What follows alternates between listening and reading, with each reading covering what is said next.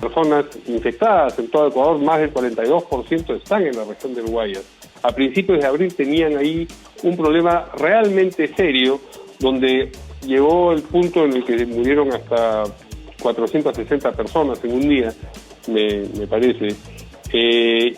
Y ahora, en cambio, la situación se ha dominado, se ha revertido de manera muy señalada. En los últimos 10 días, el promedio entiendo que ha sido más o menos un fallecimiento al día. Por supuesto, todo fallecimiento es lamentable, pero si uno compara una cifra con otra y el relativamente poco tiempo que ha pasado, pues uno quiere saber qué han hecho bien ahí en Guayaquil, para ver si algo de eso podemos hacer aquí también. Y por eso vamos a conversar entonces con el señor Jaime Nebot. ¿Cómo está, señor Nebot? Buenas noches.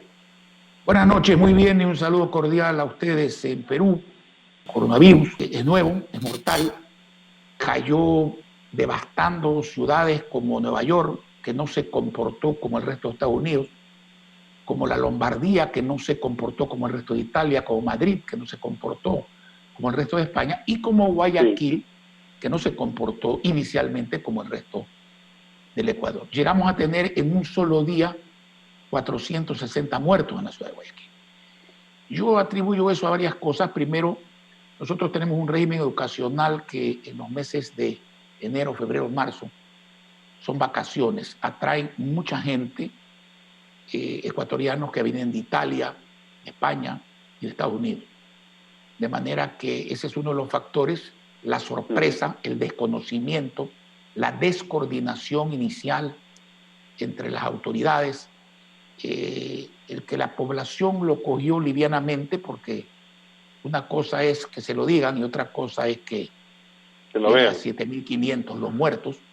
Claro. Y entonces allí entramos a una coordinación con un comité donde estamos personas vinculadas al quehacer cívico, empresarial, farmacéutico, exportación, comercio, especialistas en desaduanización, en actividades portuarias, en actividades aéreas, etcétera. Y pudimos establecer una coordinación básicamente dedicada a dos metas. La una, importación de medicina adecuada para curar el mal tempranamente, y también importación de decenas de miles de equipos de protección para proteger la línea que combatía el virus en primera plana. Médicos, paramédicos, gente que recogía la basura, abastecimiento de mercados, atención portuaria, transporte, etcétera, etcétera, etcétera.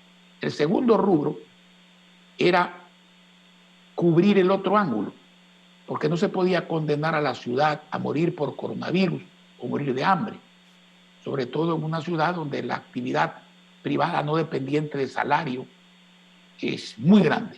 Entonces, si no hay venta porque no hay clientes, si no hay cobro porque nadie paga, si se paraliza la economía y si hay que estar en cuarentena, que es vital, el que la población entienda que tiene que hacer cuarentena y los que salen tienen que salir haciendo distancia social, cubiertos con mascarilla y otros equipos y haciendo aseo corporal, especialmente lavado de manos frecuente, es importantísimo. Pero el abastecimiento fue otro de nuestros rubros, tanto en las tiendas de los barrios, que empezamos con 4.700 tiendas, como en las casas, barrio por barrio, donde había gente pobre que francamente había que auxiliarla con kits diarios de comida gratuita, precisamente no solo para que coma, sino para que no rompa la cuarentena.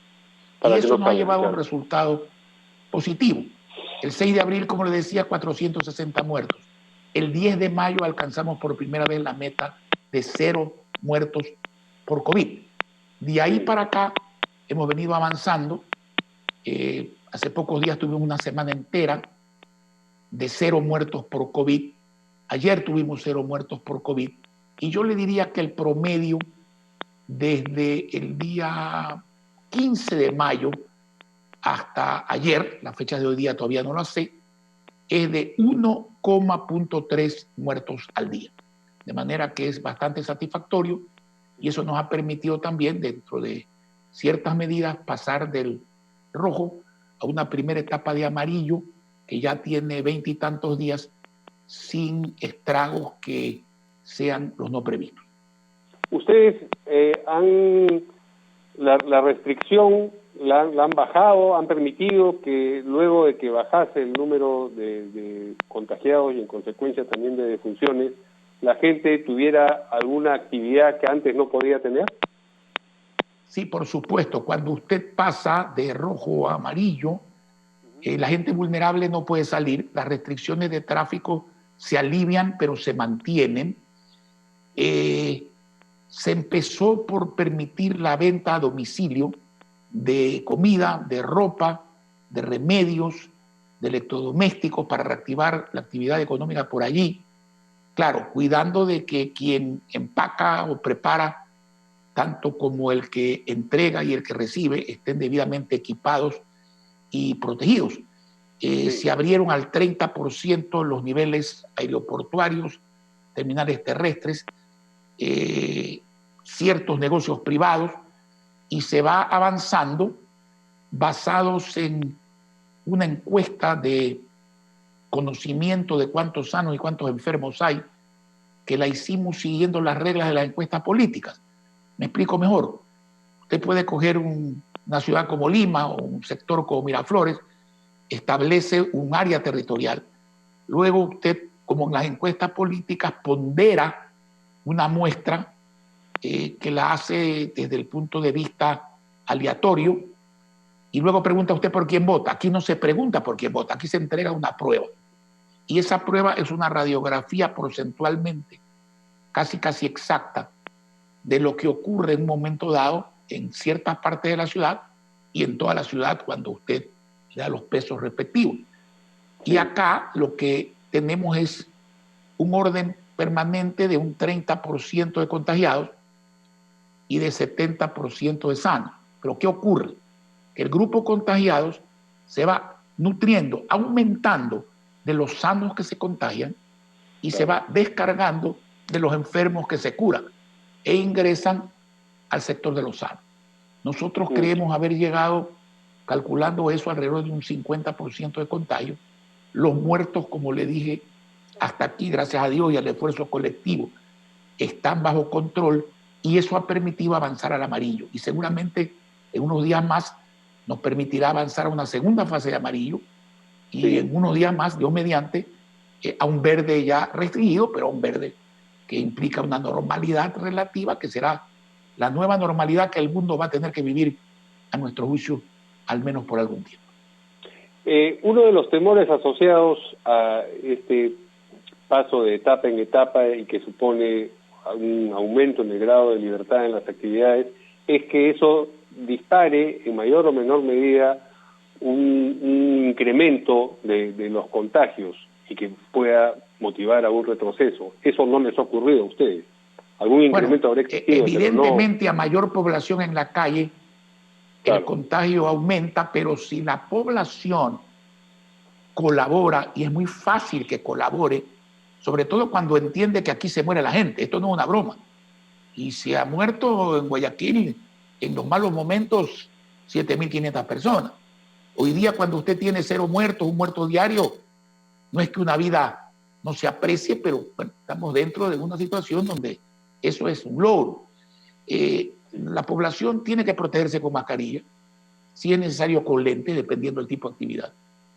Tiene que protegerse con distancia social, dicen que los brazos abiertos son aproximadamente 2 metros, eso un poquito más.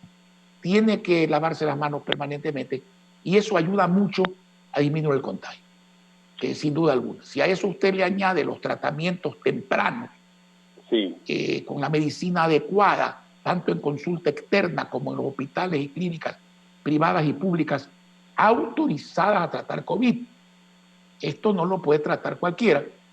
Y claro, añade la experiencia de los médicos que la van adquiriendo y añade que la cuarentena se cumpla bien porque hay una logística de abastecimiento en mercados y tiendas y también directamente a las casas, las cosas resultan manejables. Permítame dos preguntas. Primero, ¿cuáles son las medicinas a las que ustedes más han acudido para la atención temprana. Entiendo que la hidroxicloroquina es una de ellas y que les ha funcionado, porque hubo una discusión acerca de la efectividad o la peligrosidad de esta medicina, como usted seguramente conocerá. Y por otro lado, ¿cuál es el tipo de pruebas que han utilizado en este muestreo del que me hablaba antes? ¿Las serológicas Bueno, o las moleculares? las pruebas, las PCR y las rápidas, una combinación de ambas para distintos momentos y distintas situaciones. La hidroxicloroquina no es la medicina única, hay acitromicina de 500 miligramos, hay colufase, algunos otros tratamientos combinados, pero sin duda ha sido vital en el tratamiento de la enfermedad. Nosotros basamos nuestra apuesta a comprar ese producto, que fue muy difícil, porque en el mundo, mientras se discutía sobre él, la gente que sabía que funcionaba lo acaparaba. Los países no querían venderlo. Habían embargos de compras, irrupciones en las negociaciones normales. Y bueno, con un equipo de gente que sabía negociar a nivel mundial, con experiencia en desaduanizar, con el dinero en la mano, con la rapidez de la empresa privada, con el auxilio de la Cruz Roja que facilitó muchas de las importaciones, las trajimos básicamente de Panamá, de Colombia, de Paraguay y de China. Pero la importación más grande no fue de producto terminado, sino de materia prima para mezclarla y producirla en los laboratorios ecuatorianos. Este es un producto que el Food and Drug Administration lo aprobó hace muchos años para ciertos usos, básicamente reumatismo, lupus. Yo conozco personas de 85 años que tienen lustros tomando y no les ha sucedido nada malo. Por supuesto, es un producto que hay que manejarlo con receta médica, donde pesa la edad, pesa la preexistencia de ciertas enfermedades, pesan las contraindicaciones que hay, como en toda medicina, pero pruebas al canto. Aquí no hemos tenido una sola queja o denuncia de que alguien haya muerto atribuyéndole esa muerte al consumo de esa medicina, que alguien haya tenido un ataque cardíaco atribuyéndole esa muerte a alguien por esa medicina.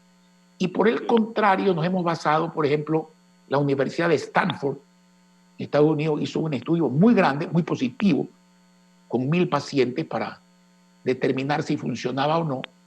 Los italianos llegaron a una conclusión de que su vocación había sido usarla tardíamente y que habían llegado a la conclusión de que había que usarla temprano. En España se llegó a situaciones similares. En Francia se produjo una polémica. La OMC tomó partido en la polémica para misteriosamente, después de unos días, recular y hasta borrar de su récord las críticas a la medicina. Pero volvamos a lo mismo, no había más que hacer, no había otra cosa en el mundo. La Food and Drug Administration la aprobó para coronavirus con un tratamiento no regular, sino de emergencia. Y bueno, nuestros médicos, yo no soy médico ni soy científico, pero evidentemente en nuestro comité en la ciudad hay un grupo de médicos de mucho prestigio que dentro del esquema de atención médico la utilizan y nos ha ido bien. Esa es la realidad. Bien. Dígame, ¿este comité especial de emergencia se formó a instancias de quién? ¿Quién tuvo la iniciativa y convocó al resto de integrantes? Bueno, mire, nosotros en Guayaquil, ciudad que no es la capital, pero que es la capital económica del Ecuador, la más habitada, tenemos mucho voluntariado. Siempre que hay que defender o la democracia o las rentas o nuestro modelo de desarrollo o cruzadas frente a desgracias como el terremoto del año 2016 y ahora por primera vez algo así, pero el mecanismo es el mismo, de manera que siempre está en nosotros reunirnos y proceder divididos en comisiones con un comité central que basado en esos informes toma las decisiones. Aquí todos somos empleados y todos somos jefes al mismo tiempo. Lo que tenemos es una meta común que la resolvemos con solidaridad y con eficiencia. De manera que creo que es muy saludable que eso ocurra en una comunidad, porque tiene la eficiencia de la empresa privada, tiene el conocimiento especializado de la empresa privada, tiene las conexiones internacionales de la empresa privada y puede coordinar con el sector público municipal, con el sector público central y con la población, orientar de manera que siempre la suma y la multiplicación de esfuerzos efectivos es mucho más poderosa que la resta. Esa era la pregunta que le quería hacer a continuación. ¿Cómo es la relación con los gobiernos locales, pero sobre todo con el gobierno central? ¿Les dejan el espacio para actuar, evidentemente, porque podrían también ser celosos y decir, bueno, de esto nos encargamos nosotros? ¿Qué es lo que ocurre en algunos lugares? Sería muy triste que un gobierno sería local muy triste, sí, o central piense de esa manera, porque aquí se trata de la vida, de la salud de la gente y especialmente de la gente vulnerable. No hemos tenido ese problema y son espacios que si no se los permiten, la colectividad se los tiene que tomar. Se los tiene que tomar civilizadamente, pero se los tiene que tomar, porque no hay nada peor que no hacer nada. Yo me formé en un colegio jesuita y el fundador de la Orden de los Jesuitas, San Ignacio de Loyola, tenía una frase que siempre nos la recalcaron en nuestra educación, que es muy lógica. No hay peor riesgo que el no tomar ninguno. Frente a la adversidad hay que actuar. Y eso es lo que se hace. Ahora, cada grupo tiene sus competencias. Por ejemplo, el municipio de Guayaquil tiene las competencias que suele tener un municipio. Que no falle el agua potable, que no falló, que no falle el alcantarillado, que no falló, que no falle el transporte, que no falló, que no falle la recolección de basura, que no falló, que no falle el abastecimiento de los mercados municipales, que no falló.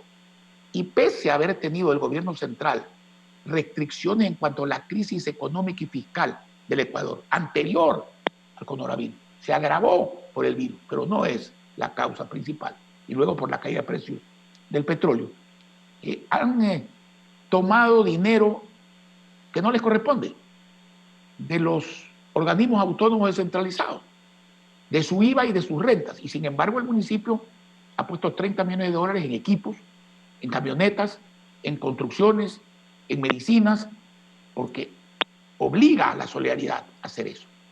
¿Qué falló? Falló en los hospitales del gobierno central, tanto en el Ministerio de Salud como en el Seguro Social. Primero, no hay una infraestructura de catástrofe, y en honor a la verdad no la hay en ninguna parte del mundo. Nueva York es una muestra de eso, Madrid es una muestra de eso, la Lombardía es una muestra de eso.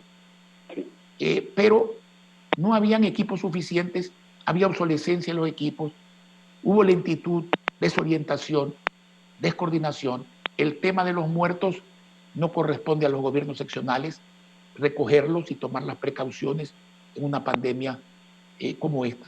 Felizmente, con la experiencia negativa, se aprendió a coordinar, se fueron solucionando las cosas y yo diría que hoy día hay una buena coordinación, no solamente una buena relación, que muchas veces no basta, una buena coordinación, que es uno de los elementos, junto a todos los otros que hemos comentado, que nos ha permitido al momento, y Dios quiera que sea así, llegar a donde estamos.